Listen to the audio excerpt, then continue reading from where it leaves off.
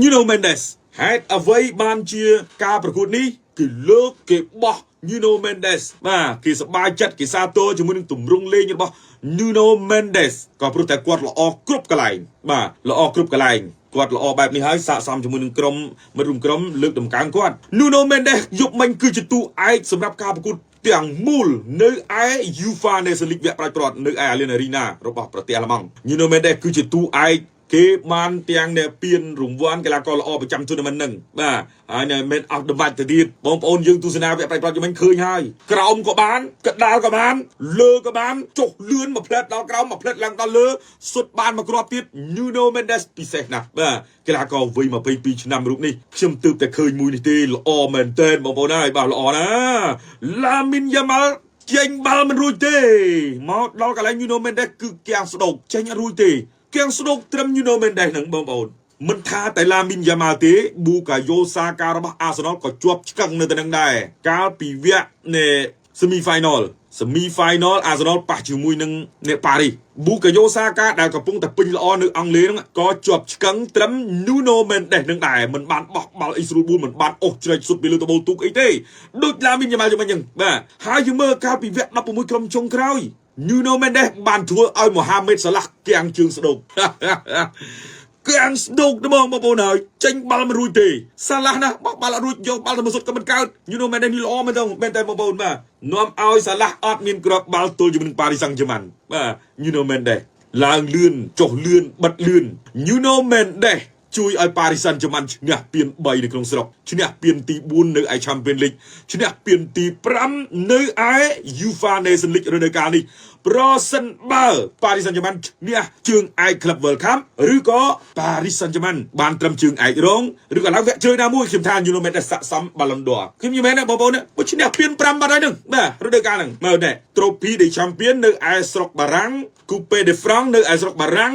Ligue 1នៅឯស្រុកបារាំងជាមួយនឹង Paris Saint-Germain 3ណានៅក្នុងស្រុក UEFA Champions League នៅឯតំបន់អឺរ៉ុបទាំងមូលហើយឈ្នះ UEFA Nations League ដែលប្រកួតសន្សំបន្ទុក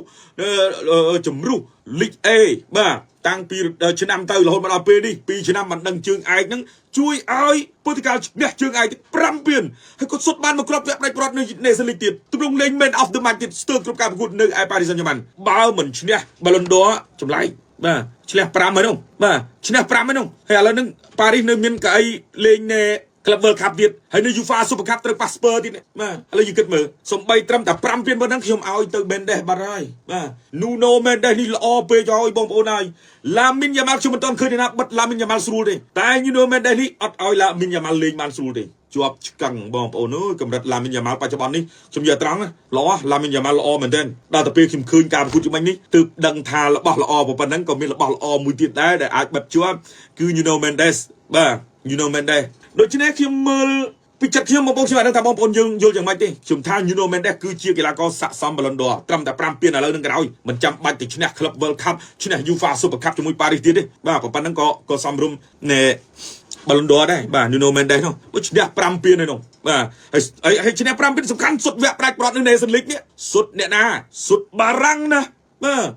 សុទ្ធជាស្រ័យបាទអេស្ប៉ាញណាគឺជាមហាអំណាចបាល់ទាត់នៅតំបន់អឺរ៉ុបដែរអេស្ប៉ាញណាមិនសុទ្ធក្រុមទូចទេអេស្ប៉ាញក៏លោធ្ងន់ពេកហើយ Nuno Mendes សុទ្ធលឹបខ្លួនឯងឡើងទៅសុទ្ធបានហើយខ្លួនឯងនឹងចុះមកបិទសិតតែស្ដាច់ Superstar នេះសើកំពូលទេបាទ Lamine Yamal អ្នកណាមិនស្គាល់អ្នកណាមិនល្បីនៅលើពិភពលោកចប់សប្តាហ៍នេះឡើងជើងកីឡាករវ័យក្មេងមិនទាន់20ឆ្នាំផងរកអ្នកបិទមិនបានផងនៅអេស្ប៉ាញនៅ La Liga បិទមិនគ្មានពីណាបិទជាប់ទេកីឡាករនៅ Real Madrid ក៏បិទមិនជាប់ដែរបាទចឹងបាត់អត់ជាប់ទេតែ Nuno Mendes បង្ហាញថាគេមានសមត្ថភាពអាចឲ្យ Lamine Yamal ផ្នែកសបានធ្វើអីអត់ចេញមកបងប្អូនខ្ញុំមិនមែនទៅកាន់ជើង Nuno Mendes ទេបើខ្ញុំមើលឃើញអញ្ចឹងខ្ញុំថាទេបាយ full match បាទការប្រកួតឡើងចប់ការប្រកួតមក full បើ Lamine Yamal ចូលអត់ចុះជាមួយនឹង Nuno Mendes នឹងផងនឹងហើយដល់ពេល Mendes នឹងខ្លួនឯងខ្សែការពារទៀតបានបាល់អូសទៅនឹង Lamine Yamal ដេញបិទមិនបានទេណាវាទៅអញ្ចឹងទៀតយកបាល់ទៅបញ្ជូនឲ្យបូដូបានសុទ្ធទៀតបាទបញ្ជូនផ្លាតចឹងគេមិនរាប់បាល់គាត់បញ្ជូនទេក៏តែបាល់នេះគឺវាកាត់ឱកាសចេញពី Nuno Mendes បើគ្រាប់ទី2តាមស្មើនោះបាទអញ្ចឹង Nuno Mendes បើតាមបេះដូងរបស់ខ្ញុំបងប្អូនណាខ្ញុំថាគ្មាននរណាស័ក្តិសមជាងគាត់ទេមើលឃើញច្បាស់ភ្នែកបាទកីឡាករល្អគ្រប់ល្អមក full ទៅហ្មងអត់មានអីទាស់បាទខ្សែការពាររូបនេះលេងឲ្យ Paris Saint-Germain នៅឯ Champions League man of the match ស្ទើរបន្ទុកគាត់ច្រើនមិន man of the match ស្ទើរគ្រប់ការប្រកួតទេបន្ទុកគាត់ច្រើនល្អមែនទែនជួយឲ្យប៉ារីសឡើងមកដល់វគ្គប្រាច់ប្រត់ឈ្នះ Champions League ហើយលេងនៅ League អង់ពេលខ្លះ man of the match ក៏ច្រើនដែរអញ្ចឹងអាចនិយាយថាភាគរយខ្ពស់ណាស់ឈ្នះពាន4នៅឯ League ជាមួយនឹង Paris Saint-Germain ហើយមកដល់ Portugal ជួយ Portugal ឈ្នះបានមួយទៀតឡើង5ពានហើយបើ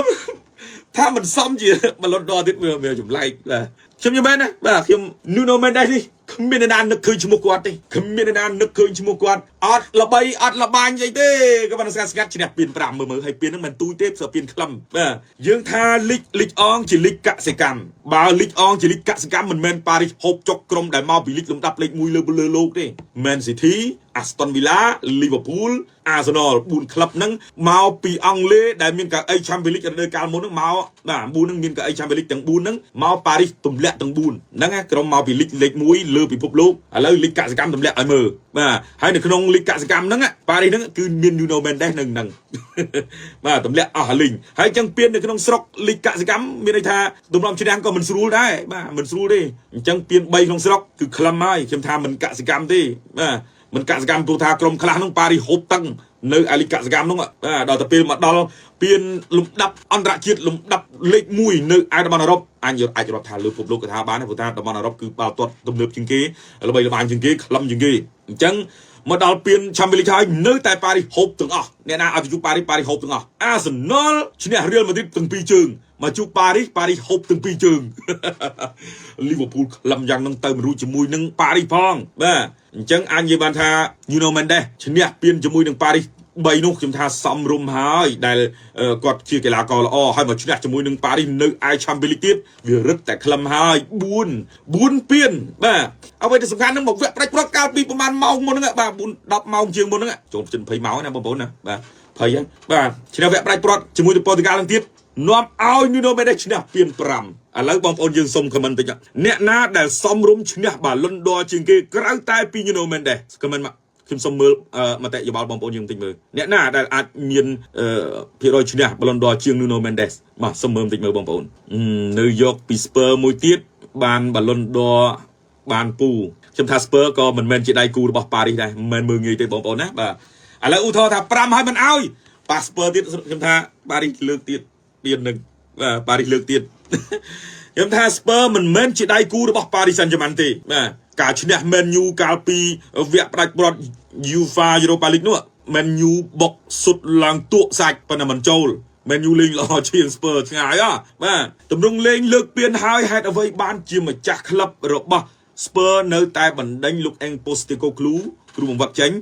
ដោយសារតែទម្រង់លេងមិនគាត់ប្រសើរបើសិនជាទម្រង់លេងនេះឲ្យលោក Postecoglou មកដឹកនាំ Spurs នៅលេងនៅ Premier League សប្តាហ៍នេះទៀតខ្ញុំថាទម្រង់លេងនេះសូម្បីតែ Sunderland ក៏ Spurs ទៅមិនរួចដែរទម្រង់លេងអត់កើតទេបាទអត់កើតទេមកសម្រាប់ Spurs ហើយបើជួបជាមួយនឹង Paris Saint-Germain បើលេងរបៀបដូចក៏កាលប៉ះ Man U ហ្នឹងទក់សាច់លើហ្នឹងបើមិនទក់របស់ Paris បាទបើមិនទក់របស់ Paris ចង់ភ្នាល់មិនភ្នាល់ទេបងប្អូនយើងចាំមើលទាំងអស់គ្នាបាទខ្ញុំមិនមែនទៅមើលងាយ Spurs ទេតែទម្រង់លេងនេះគឺអត់ទៅរួចជាមួយនឹង Paris ហ្មងបាទមិនមែនមើលងាយទេបងប្អូនហើយបាទទម្រង់លេង Spurs នេះទុនជើងក្រោមហើយសំណុកអត់មុតទេហើយតតាំងម៉ាំងទៅម៉ាំងមកជាមួយនឹងParis នេះគ្រោះថ្នាក់ឥឡូវហ្នឹងបាទ Paris សាហាវបច្ចុប្បន្ននេះខ្ញុំថា Parisដូចជាគ្មានអ្នកដែលមានទម្រង់ប្រហែលប៉ារីសខ្ញុំថាមាន2អ្នកដែលមានទម្រង់ថាឲ្យប៉ារីសវេទនាក្នុងការប្រកួតជាមួយទី1គឺ Liverpool ថៃបើធ្លាក់ក្រោមធ្វើជើងប៉ារីសថ្ងៃមុនតែប៉ារីសហូបមិនដាច់ទេទៅមកគ្រាប់ម្នាក់ហ្នឹងជើងស្មើគ្នាគ្រាប់បាល់ចាញ់នឹងបាល់ពេលទាំងពីរហ្នឹងខ្ញុំថាមានតែ Liverpool ទេបន្ទាប់ពី Liverpool Barcelona តែ Barcelona ជើងក្រោមនឹងរោករ៉ាតែបើតំបន់ខាងលើអាចប្រហែលជាមួយនឹង Paris Saint-Germain បាទអ្នកផ្សេងទៀតបាយមិនក៏មិនប្រហែលដែរប៉ុណ្ណឹងខ្ញុំថាមាន2នឹងឯងដែលអាចថាទៅក្បែរប៉ារីសបានហើយប៉ារីសអាចនឹងលើគេលំដាប់លេខ1ទៅមករដូវកាលនេះប៉ារីសលេខ1ទៅមុខលេខល្អបងប្អូនអើយបាទល្អយកទៅមែនទែនប៉ារីសអូខេបងប្អូនយើងទាំងអស់គ្នាសូមបញ្ចប់រឿងប៉ារីសត្រឹមប៉ុណ្ណេះបាទនិយាយឡើងមកសន្ទុះធំហើយបាទឡាយឡើងចូល40នាទីជាងហើយនៅវីតិញ្ញាមួយទៀតបាទប៉ុន្តែវីតិញ្ញាវគ្គផ្ដាច់ព្រាត់អត់សូវជាល្អប្រហែលទេវីតិញ្ញាវគ្គផ្ដាច់ព្រាត់បន្ទុក 7.3 បាទវីតិញ្ញាអត់បានបញ្ជូនអត់បានអីទេតែ Nuno Mendes បានសុទ្ធមកគ្រាប់បាទបានសុទ្ធមកគ្រាប់ហើយ Man of the match បន្ទុក 8.7 ច្រើនជាងអ្នកណាទាំងអស់នៅលើទីលានកាលពីយប់ម្សិលមិញបាទNuno Mendes ចឹង Mendes ខ្ញុំឲ្យភាគរយខ្ពស់ជាងវីតិញ្ញាទៀត បាទហើយល្អណាស់ចុះមកបិទលឿនគាត់បិទគេបានគាត់ឡើងទៅសុទ្ធគេបាននឹងបានថាពិបាករកកីឡាករខ្សែការពារធ្វើល្អបែបនេះបាទបំរើការពារប្រយុទ្ធគឺបានមកឆ្ងាញ់បាន Nuno Mendes អញ្ចឹងបើសម្រាប់ខ្ញុំគិតថា Nuno Mendes ហើយជាអ្នកទំនងជាងគេនៅក្នុងការឈ្នះ Ballon d'Or រដូវកាលនេះព្រោះ5ពានហើយបងប្អូនណាបាទ